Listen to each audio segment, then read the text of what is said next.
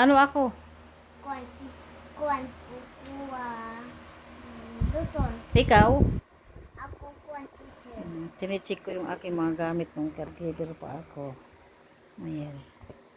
Tapos sabi niya, ikaw tita, maging doktor ka. Siya daw maging teacher. May doktor na daw kami, may teacher pa. Tinicheck ko kasi yung mga anak ko dito. Mga kagamitan na miss ko to. Tinicheck ko kung gagana Okay pa. guys, ato natin mo ka mainit. Busy din yung person. Busy din siya. Ako dito. Checking sa aking mga gamit. Tinicheck ko kasi isa-isa. Kung gagana pa kasi gagamitin ko ito sa akin.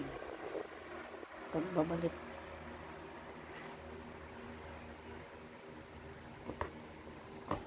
Oh, wala man.